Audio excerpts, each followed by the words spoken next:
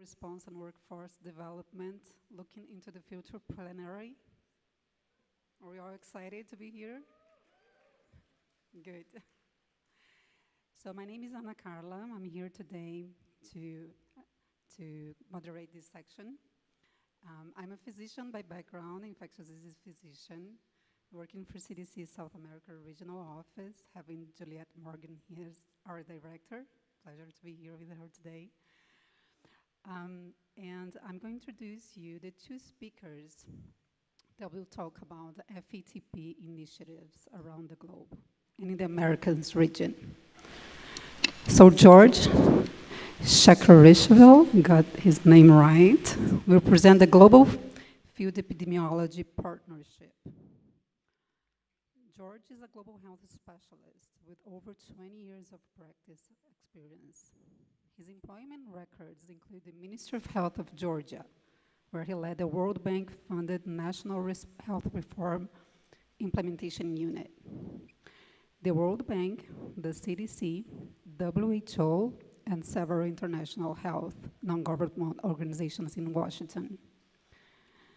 Most recently, he worked at the Global Fund for HIV, TB, and Malaria in Geneva, where he led the development of a new strategy and investment framework for health systems strengthening. George was the founding director of the Tbilisi Institute of Global Health in the Republic of Georgia and founding director of the Eurasian Academy Alliance for Global Health, both aimed at advancing global health as an academic discipline in Georgia and across the Eastern Europe, Central Asia region. He has authored 3 books and over 20 peer-reviewed publications on a wide range of global health and health policy issues. So it's a pleasure to have you here today, George. We will have you with us for around 40 minutes. I wish we can use some of those minutes for Q&A. Thank you.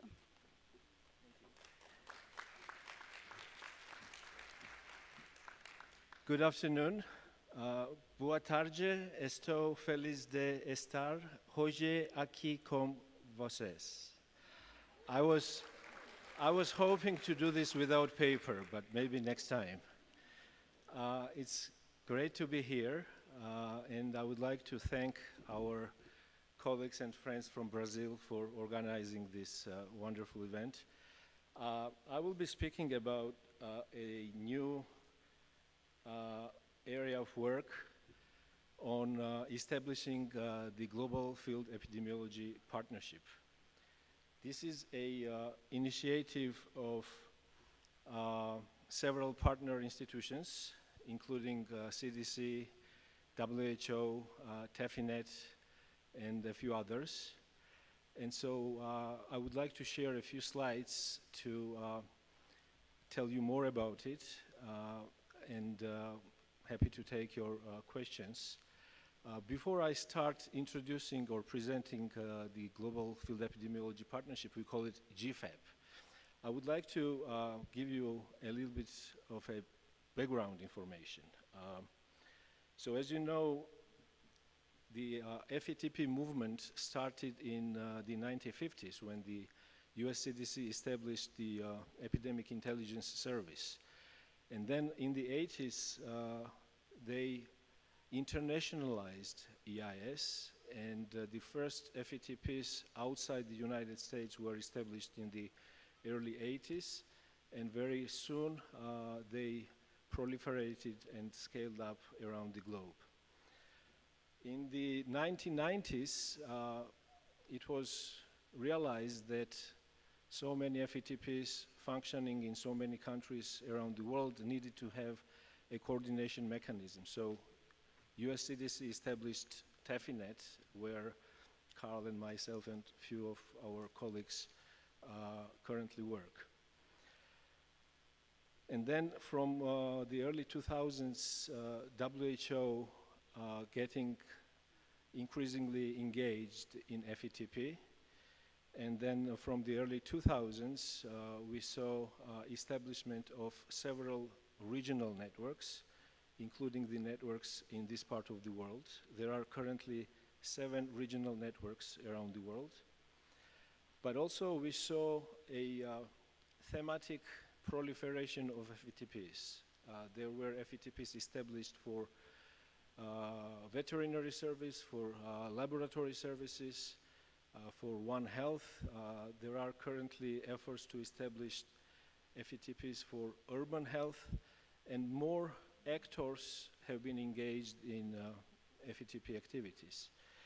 And this is why in 2018, it was realized that a new coordination mechanism was needed, which would encompass more partners than initially was encompassed when the TEPHINET was established. So in 2018, the FETP enterprise was established. And this is what the FETP enterprise looks today. There are global partners, there are regional partners, there are regional networks, technical institutions, universities, and so on. And TEPHINET is serving as the secretariat of the FETP enterprise. There is a document called the Global FETP Roadmap, which serves as the guidance document for all the stakeholders which are engaged in the FETP community. And the ultimate objective of this entire machinery, of this entire enterprise, is to support field epidemiology, workforce, and institutional development. So this is what the current situation is in terms of how the FETP global community is structured. But with COVID, we learned two lessons. The first lesson was that focusing on workforce and institutional development for field epidemiology is now more important than it has ever been. So we are committed to continue our work on scaling up the quantities and improving the qualities of field epidemiologists. But we also realize that in addition to focusing on workforce and institutions, it is also important to focus on systems and processes. Let's now unpack what do we mean by systems and processes. By systems, we mean components of the national health system that have relevance to field epidemiology: surveillance systems, laboratory systems, primary healthcare systems, and so forth. And then by processes, we mean global health processes, which are under implementation, that also have relevance to field epidemiology. There is a work underway at WHO called the Global Health Emergency Corps, which is an attempt to create a surge capacity of health workers that can be deployed during outbreaks at any part of the world. So that's a process. There is another work also at WHO that is working on pandemic resilience for emerging threats, and they are developing pathogen-specific guidance for countries to prepare national systems for pandemic preparedness and response based on different pathogens. And there are a few other processes. So we as field epidemiology community have to interact with systems and processes. We do not have neither the mandate nor the capacity to do that work. But what we want to do is to establish mutually beneficial collaboration between us and the people who are working on systems and processes with relevance to field epidemiology. So why GFAP? Why this new global field epidemiology partnership? On one side, it's us, the global field epidemiology community, and I already described what we look like structurally.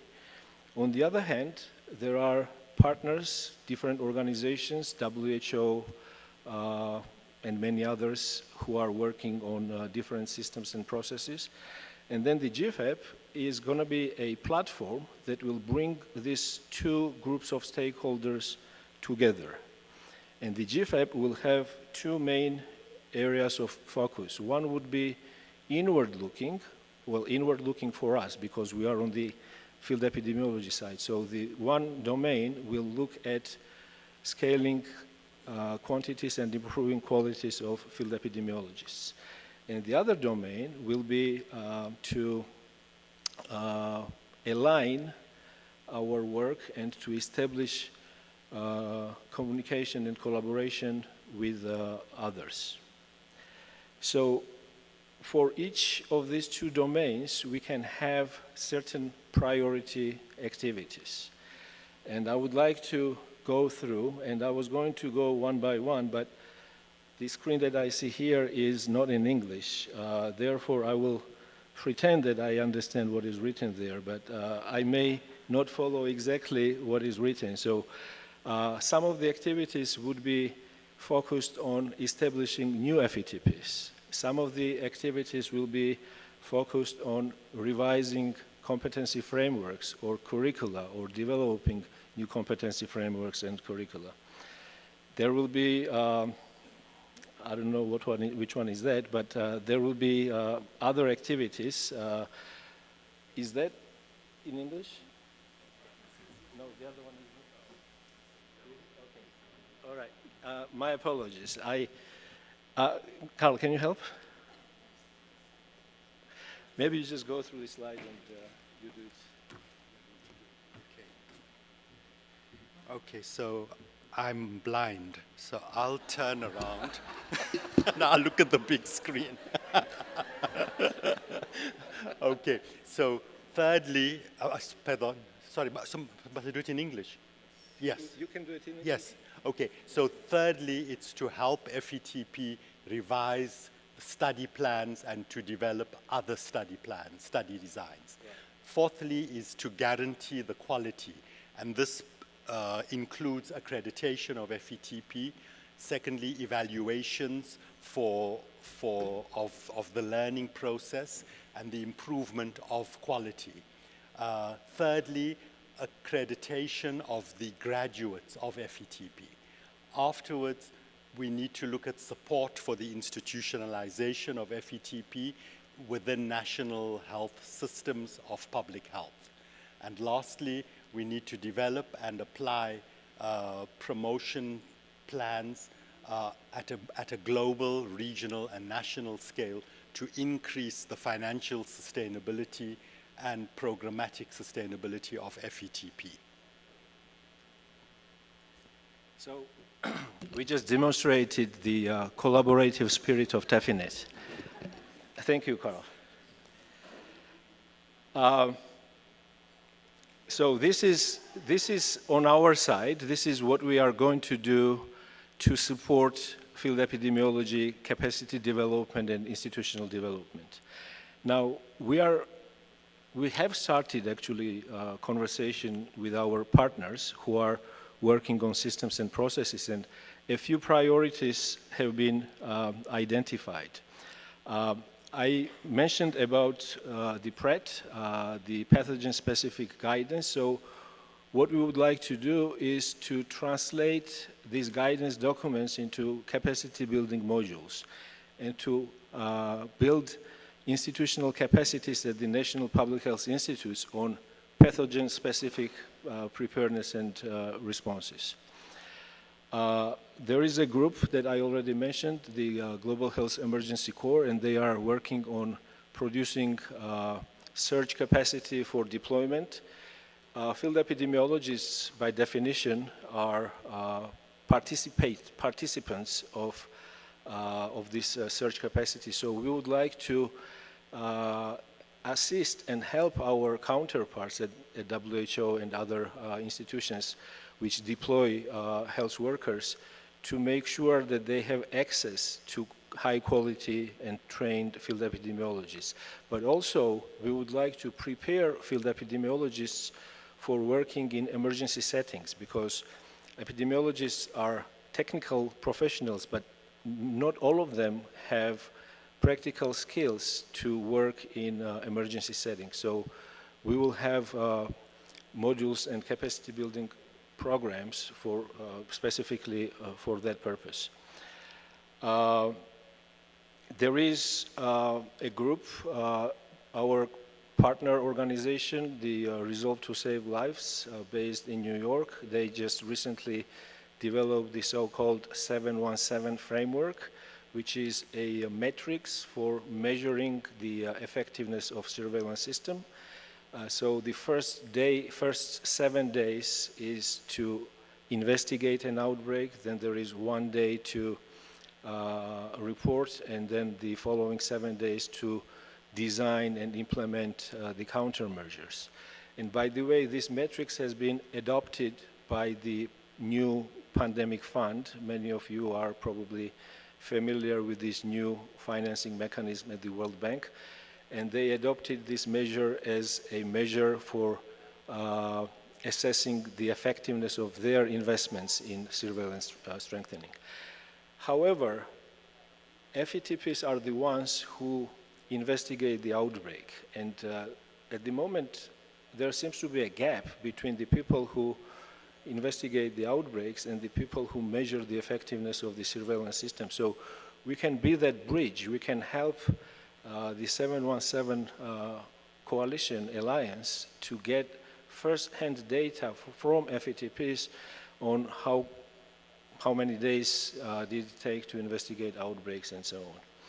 And there are a few other potential opportunities for collaboration. For example, there is a joint action plan on One Health, which is led by the quadripartite coalition, which includes WHO, Food and Agricultural Organization, World Animal Health Organization, and UN's environmental program.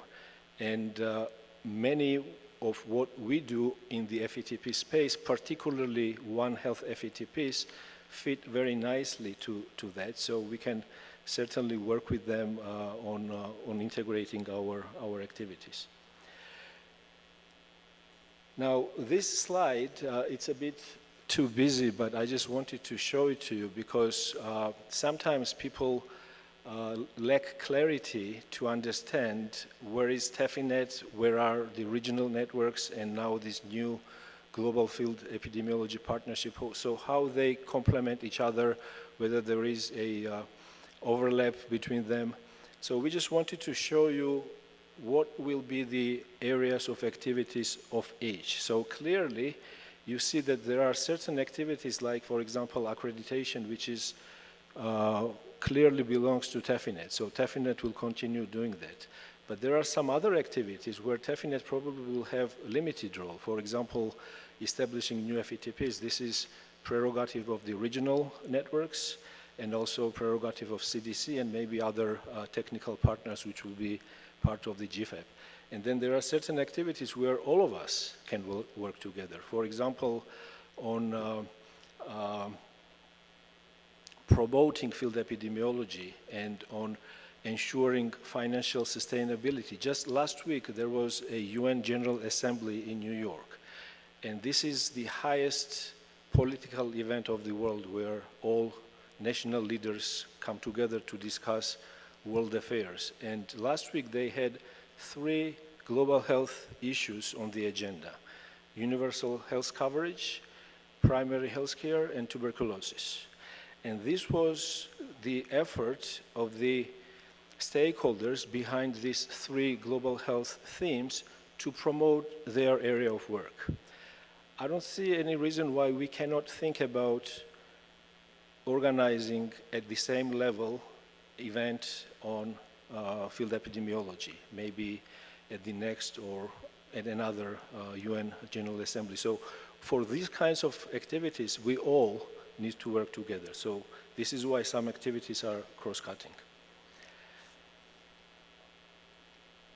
These are stakeholders of the Global Field Epidemiology Partnership. So regardless where you work, whether you work for FETP or whether you work for a regional network or whether you work for the Ministry of Health, you will find your institution somewhere here. And this is not an exhaustive list. This is just, illustrative examples. So we have the launching meeting of the GFAP in October in Berlin, and we are organizing this at the margins of the World Health Summit, which is hosted by Germany every year. And this is the 2nd largest global health meeting after the World Health Assembly, which is convened by WHO every year.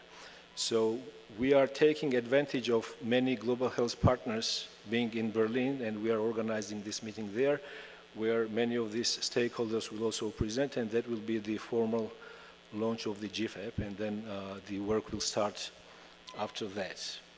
I think I will stop here for the sake of time, and I will be happy to take your questions after Matt's presentation. Thank you.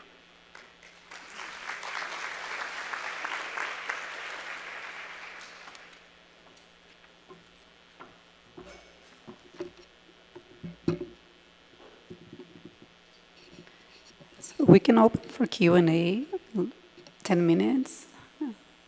Does anyone have any questions for Dr. George? There we go.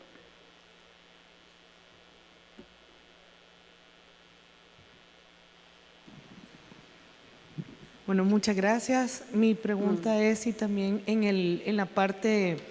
Un momento, por favor. Sí, no hay problema. Ya, buenas tardes.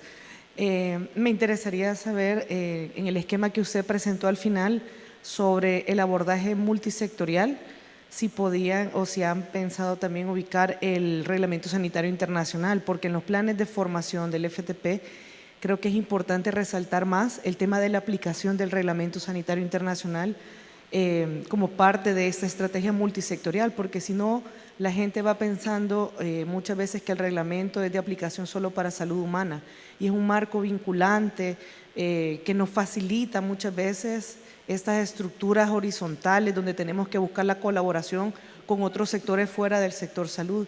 Entonces creo que en este marco de aplicación es interesante también traerlo como buscar dentro de los planes de formación, pero también que otros enlaces pudiéramos tener de otras instituciones que también se involucran en la respuesta ante eventos o emergencias sanitarias, donde también participan los entrenados del FTP fuera del sector salud.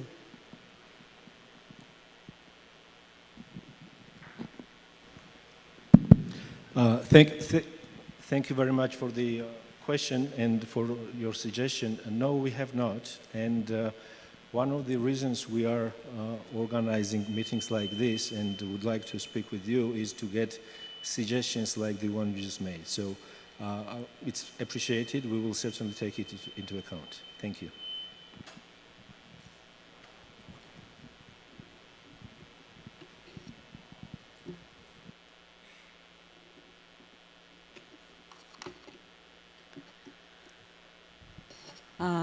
Ja, hallo. Marion Mullen, de OMS Genebra. Também estou envolvida no GFAP e eu queria avisar também que realmente nós reconhecemos que existe o problema da saúde única, que é importante incluir outros setores e estão convidados também para fazer parte disso organizações como a FAO, não sei como fala no Brasil, como é que fala? A FAO, então a Food and Agriculture Organization, e também a WOA, que era a antiga OIE, que é a World Organization for Animal Health, que já confirmaram também sua participação nessa parceria. Então, realmente, nós estamos cientes de que isso é uma coisa necessária movendo à frente no futuro. Obrigada.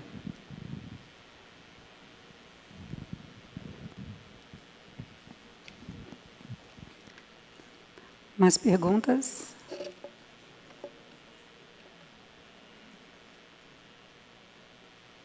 Não? Carl, here. Thank you. George, okay, hemos escuchado mucho del Field Epidemiology Enterprise, que se fundió en 2019. Entonces, ¿cuál es la diferencia entre el Field Epidemiology Enterprise y el Global Field Epidemiology Partnership?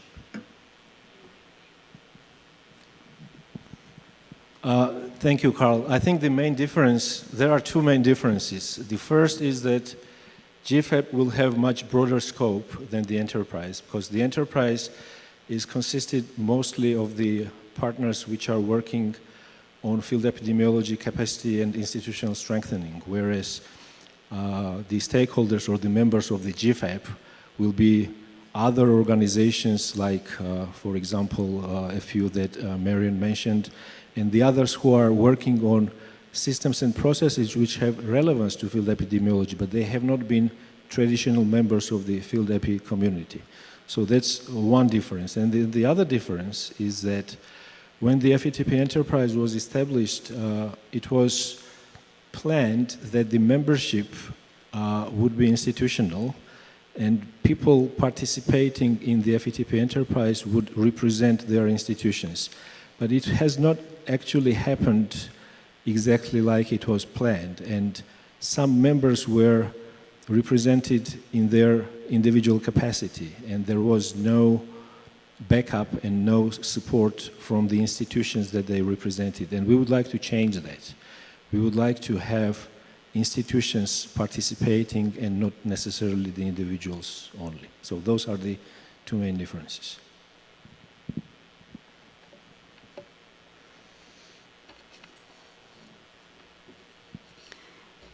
I have one question for Dr. George.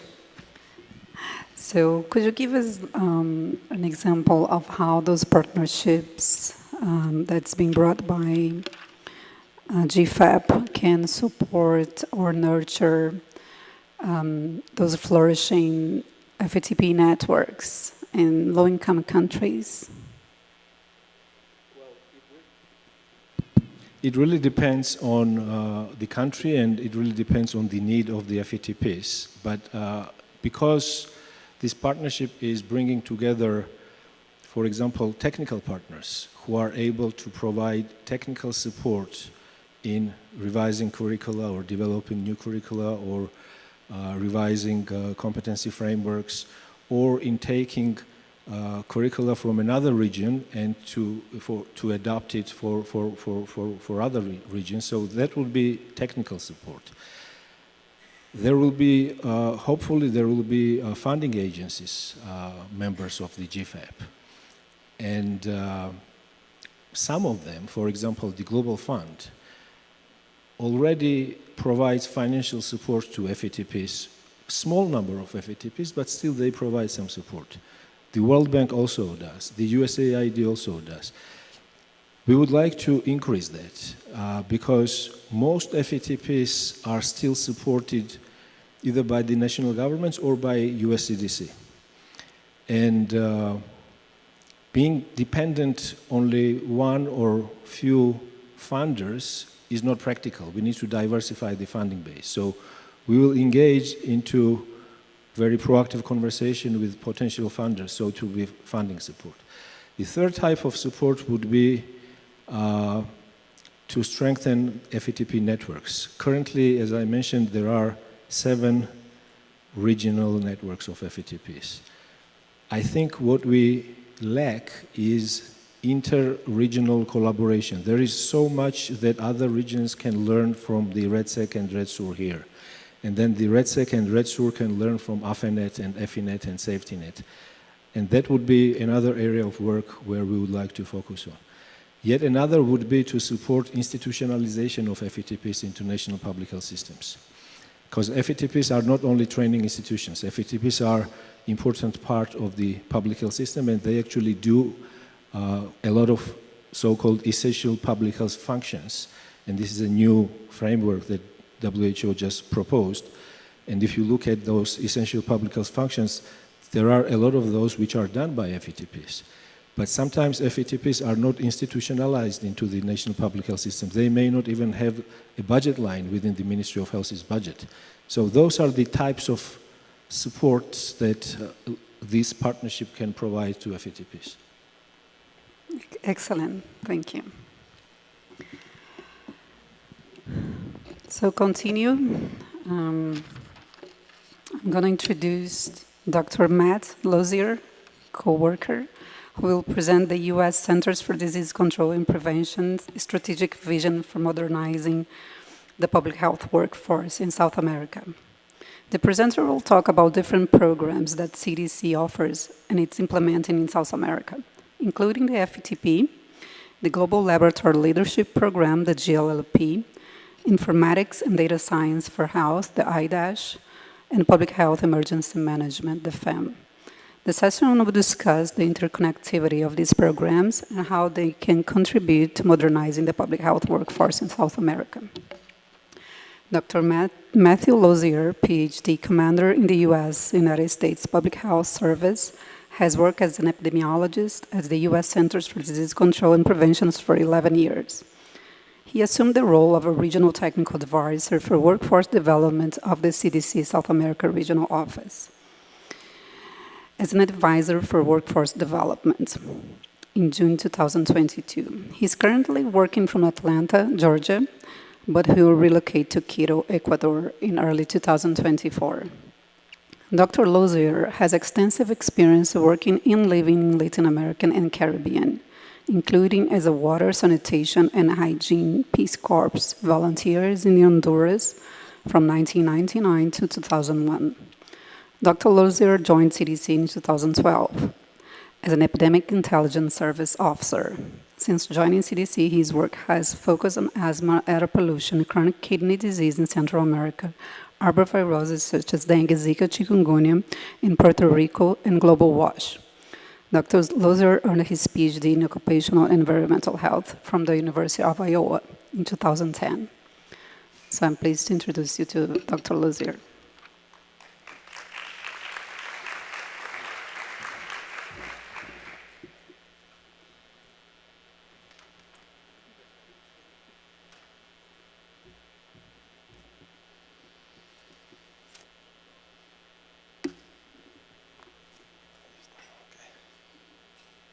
Good afternoon, buenas tardes y muy buenas tardes a todas y todos. Quiero agradecerle a TEPHINET y EPISUS y el gobierno de Brasil por invitarnos a esta maravillosa conferencia. Voy a saltar mi introducción porque ya lo hizo. Pero como ya dijo, mi nombre es Matthew Lozier y soy el asesor técnico del desarrollo de la fuerza laboral en Sudamérica con la oficina regional de los CDC. Soy un epidemiólogo entrenado con el programa de FTP en Estados Unidos o el EIS y tengo 11 años de trabajar con CDC en Atlanta. Originalmente mi puesto fue diseñado para ser el asesor regional para FTP en Sudamérica. Pero como verán a través de esta presentación, el enfoque se ha amplificado y incluye mucho más que solamente el FTP. Básicamente mi papel y el papel del equipo de desarrollo de la fuerza laboral en salud pública es ser el enlace entre Sudamérica y los gobiernos y programas de Sudamérica y los programas del desarrollo de fuerza laboral en salud pública de CDC en Atlanta. Okay.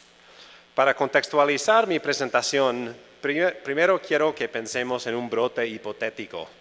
Imagínense que en algún país en Sudamérica se presentan varios casos con síntomas de fiebre, tos y otros síntomas relacionados con una infección respiratoria y viral. Los resultados de las muestras no encuentran a ningún virus conocido, sino es un patógeno nuevo y no sabemos el origen. ¿Qué es lo que necesitaría el sector de salud pública para responder a este brote? Lo que viene a la mente es una investigación epidemiológica, vigilancia de los casos, una investigación de laboratorio para identificar el patógeno, sistemas de datos para analizar y compartir data, una respuesta coordinada y multisectorial y comunicaciones a los líderes de salud y comunicaciones para compartir datos con los líderes de salud pública, entrenar y comunicar con el sector de cuidado médico y también comunicaciones hacia el público. Quiero que mantengan esto en mente, este ejemplo en mente a través de la presentación. Los CDC estableció la Oficina Regional de Sudamérica en octubre del 2020 lo cual tiene 10 estrategias principales.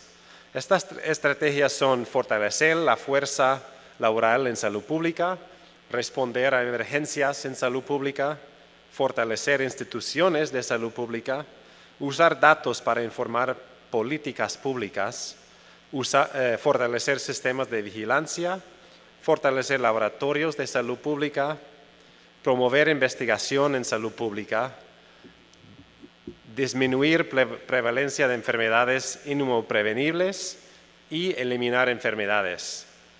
Algo clave para apoyar todas estas estrategias es la colaboración coordinada con socios en la región.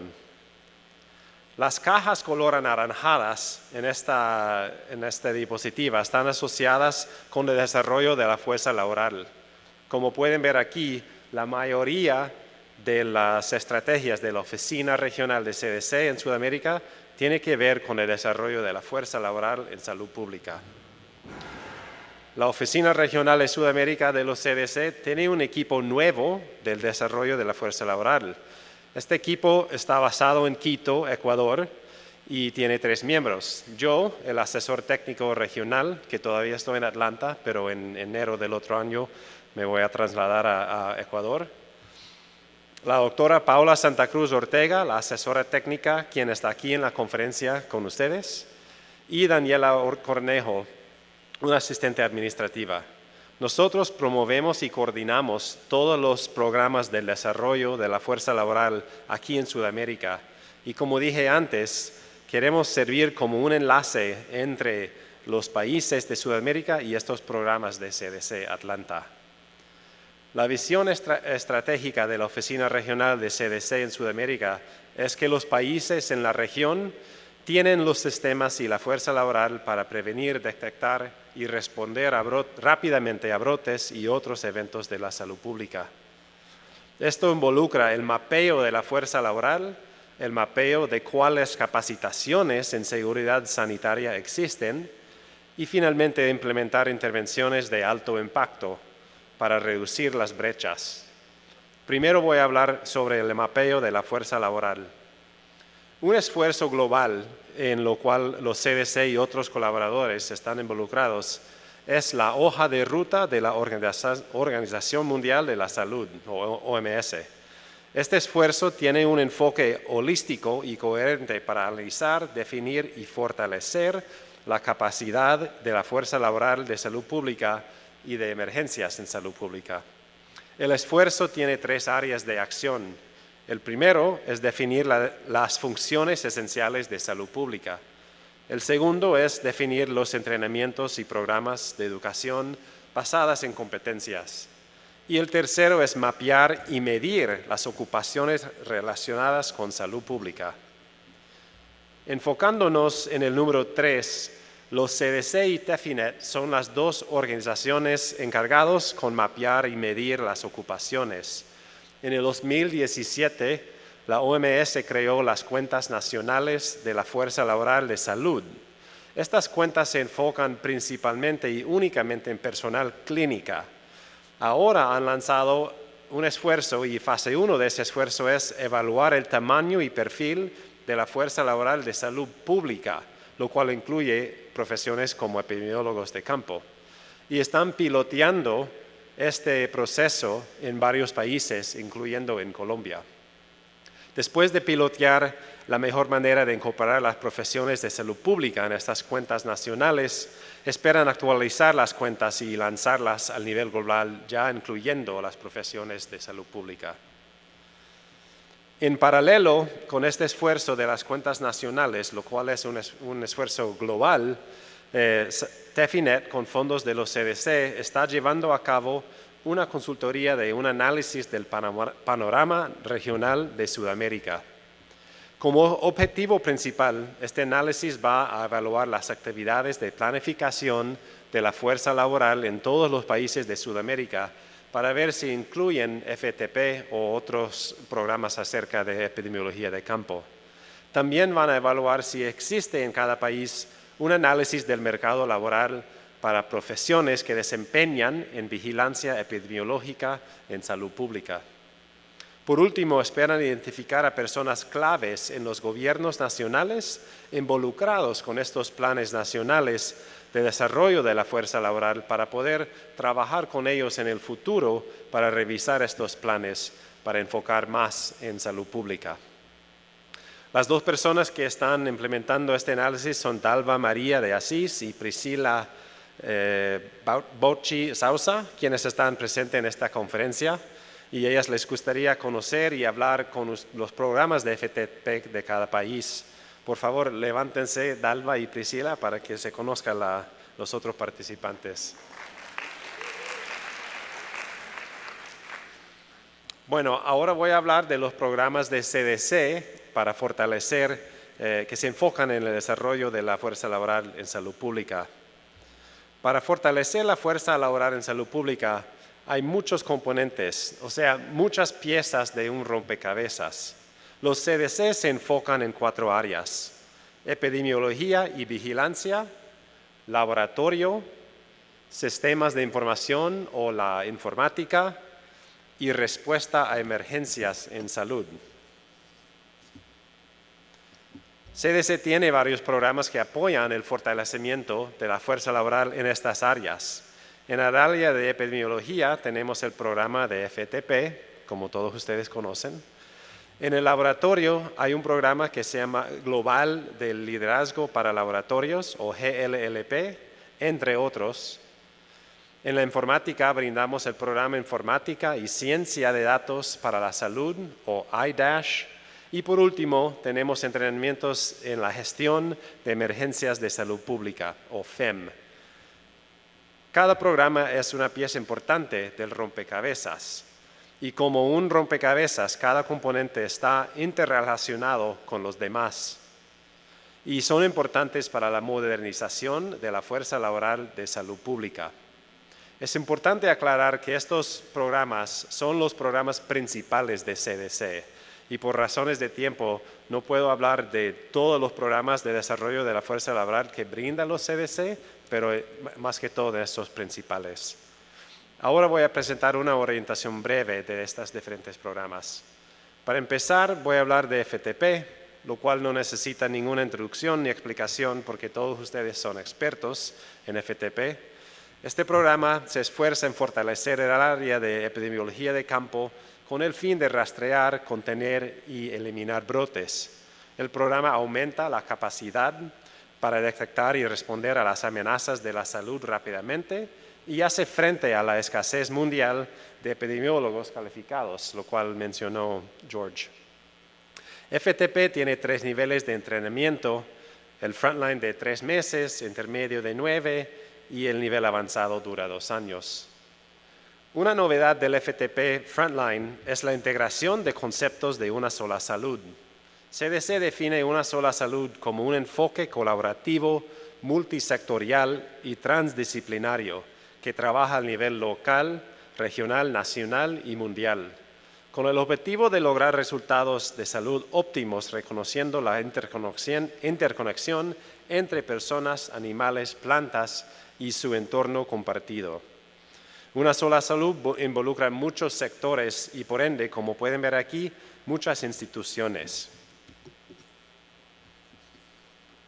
CDC ha hecho un esfuerzo recientemente para incorporar conceptos de una sola salud en los programas de FTP, especialmente en el área de FTP Frontline. Primero, adaptaron la materia de FTP Frontline para tener un enfoque en una sola salud.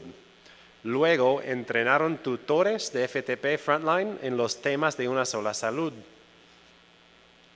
Luego, también pilotearon FTP Frontline con el enfoque de una sola salud en varios países, incluyendo el Ecuador, e hicieron un taller regional en África para entrenar mentores de varios países.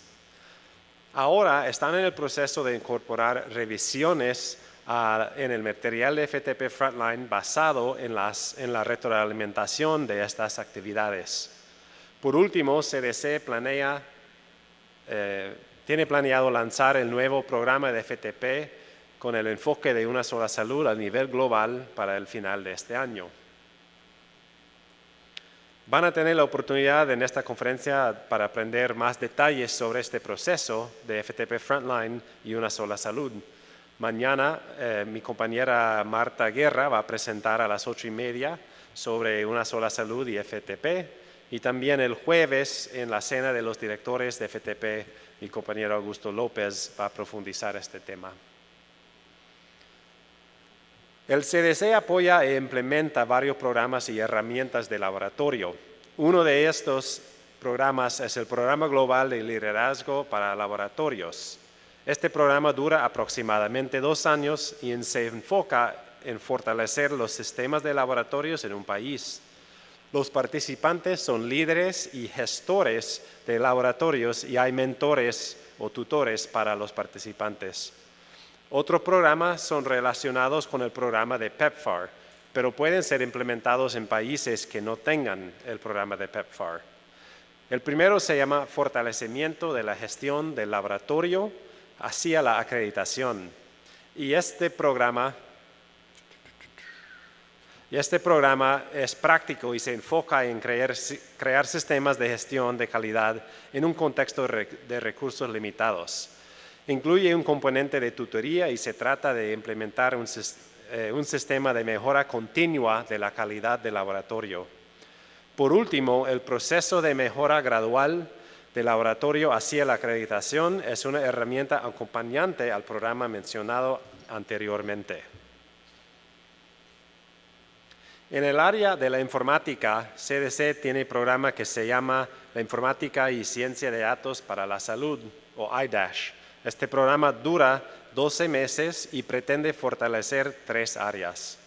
Primero, el personal en salud pública para crear y utilizar eficazmente sistemas de información para detectar y responder a brotes rápidamente. Segundo, se enfoca en fortalecer el núcleo de datos sobre salud pública dentro del país. Y por último, crea sistemas nacionales y las colaboraciones regionales para responder efectivamente a los retos mundiales. En Sudamérica, IDASH será implementado en 5 países durante el 2023 y 2024. Como primer paso, van a crear un comité ejecutivo regional para apoyar la implementación y asegurar la sostenibilidad.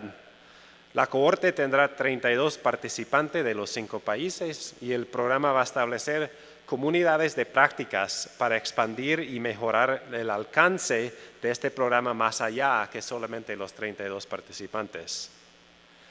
Además del programa IDASH, CDC ha implementado entrenamientos sobre el programa R para fortalecer la informática y análisis de datos.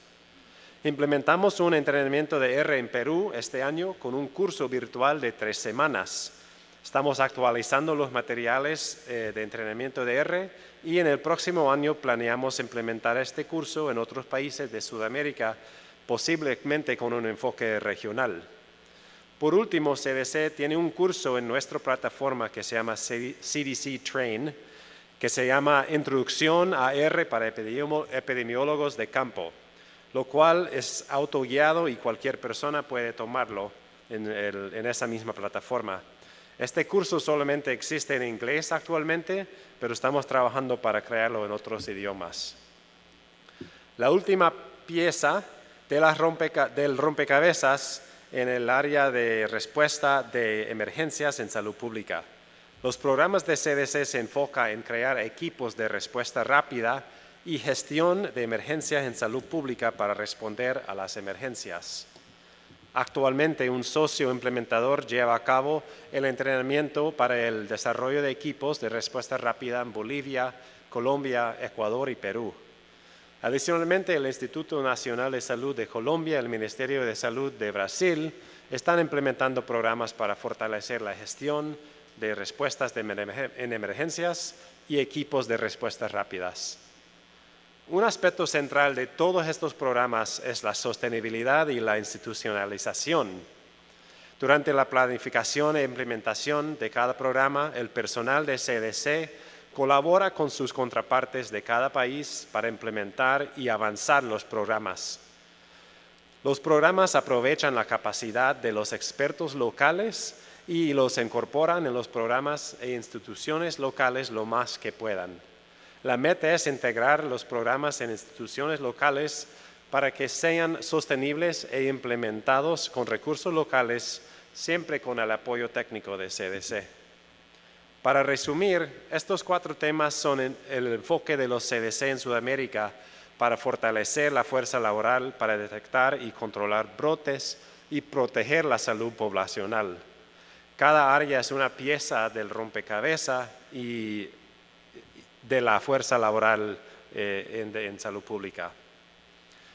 Por último, regresando al brote hipotético de un virus emergente en Sudamérica, mientras los nuevos casos propagan, esperamos que las autoridades nacionales y locales con una fuerza laboral fortalecido y modernizado con estos entrenamientos puedan controlar el brote y pararlo antes de que se haga la próxima pandemia. El equipo regional de desarrollo de la fuerza laboral en Sudamérica de los CDC está aquí para apoyarles en sus esfuerzos de fortalecer la fuerza laboral de salud pública.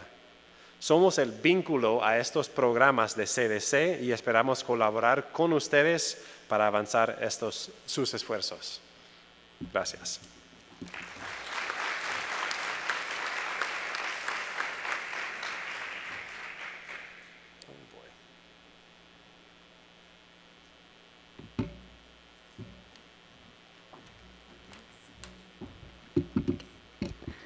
Thank you, Matthew. I open for questions.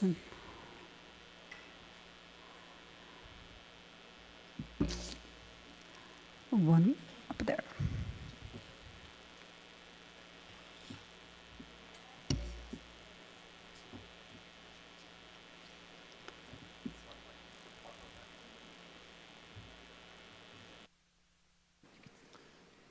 Obrigado. Jonas Brandt, professor da Universidade de Brasília e membro da PROEP. Eu fiquei curioso sobre o treinamento do iDash, se ele vai ser um treinamento à distância ou presencial, com dedicação, como é um FTP, e se o foco dele é para profissionais de saúde ou para profissionais de informática. Muito obrigado.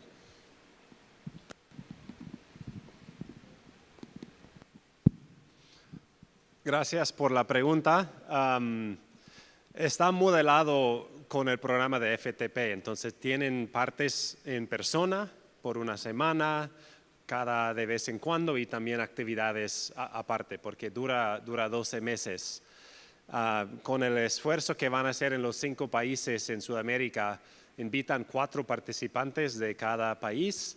2 de ellos vienen del lado de sistemas informáticas, pero 2 de ellos también vienen del lado de salud y son epidemiólogos y tal vez epidemiólogos de campo del Ministerio de Salud Pública. Entonces, porque es una combinación que ninguna persona puede tener todo el conocimiento y experticia para estos sistemas y la informática, pero es una colaboración entre multisectoral.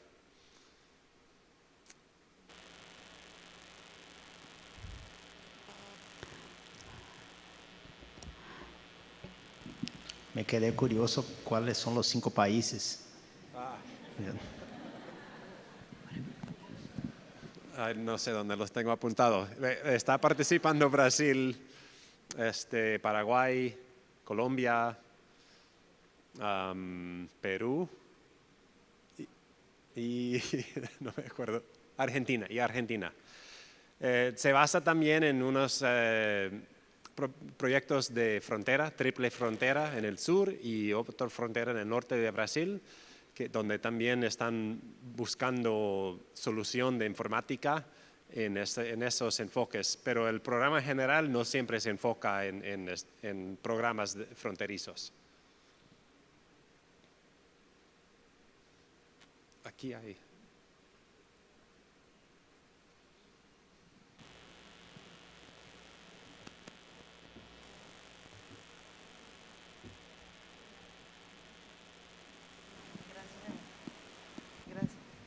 Gracias por la presentación. Yo quería hacer también una petición más bien, porque cuando hablamos siempre de fuerza laboral, muchas veces no pensamos en el impacto que tiene el tema de salud mental de los recursos que trabajan en la emergencia. Durante COVID, hasta el personal de laboratorio mismo tenía miedo de poder contagiarse, de poder llevar la enfermedad a su casa, y a veces no miramos el tema de la salud mental de las personas que van a responder. Y nosotros tuvimos una gran sorpresa cuando se abrió una línea de teléfono para dar atenciones en salud mental. Un 20% era personal de salud. Entonces lo traigo en cuenta porque a la hora de pensar en el desarrollo de la fuerza laboral también hay que cuidar a la fuerza laboral y cuidar su salud mental, pero también cuidar su seguridad. En el contexto que estamos en Latinoamérica, tenemos personas que se desplazan y que muchas veces están sujetas a condiciones muy difíciles o hay entornos muy difíciles. Entonces, ¿cómo preparamos? Esta discusión la tuvimos internamente también en El Salvador, a la gente que se desplaza a hacer una investigación de brotes en un contexto difícil, en temas de seguridad. Es algo que a veces no discutimos y preparamos la bioseguridad para enfrentarnos a un nuevo agente, como tú planteabas en la presentación, pero la seguridad del desplazamiento, la seguridad del equipo es muy importante y su salud mental también. Entonces quizás hacer la petición que también en estos planes de desarrollo de la fuerza laboral no dejemos de lado la salud mental de los que dan respuesta y también la seguridad del desplazamiento y de la intervención de las personas de los equipos de respuesta. Gracias.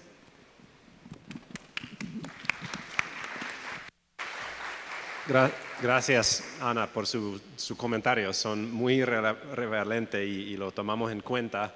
Actualmente, como programa oficial, eso no existe, pero es algo que hay que pensar y imaginarnos cómo podríamos incorporar eso, porque fue algo, es cierto, lo que todos experimentamos y aprendimos durante la pandemia de COVID, personalmente y entre los compañeros y familiares y todo.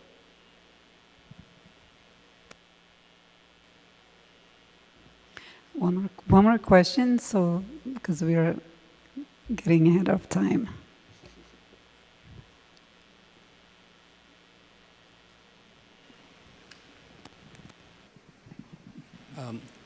Gracias por la presentación, Matt.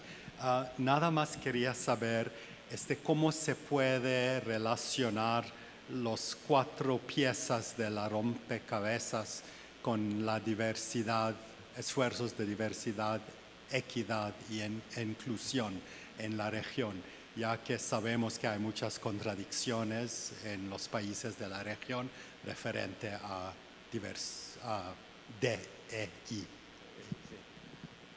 Gracias, Carl, por la pregunta. No asistí ayer a la sesión acerca de eso, sobre mujeres en el FTP, estaba en otra sesión de sostenibilidad, pero me interesa mucho porque es algo que ha salido a la luz recientemente en todos los esfuerzos laborales en todo el mundo. Entonces yo creo que es algo a través de la planificación, desde la planificación de cada programa que se va a implementar, es colaborar juntos con los socios locales y enfatizar ese punto, cómo podemos estar seguros de que los participantes sean diversos y que sea de equidad e inclusión. Yo creo que eso también empieza en muchos países en la academia, porque los que estamos entrenando con estos programas, los que se han preparado en alguna área de ciencia de datos o sistemas de datos o laboratorio o epidemiología o medicina, entonces sí, tenemos que promover la inclusión, diversidad y equidad dentro de esos programas también. Gracias, Matthew. Gracias, George. Thank you both, and thank you for the audience and the questions.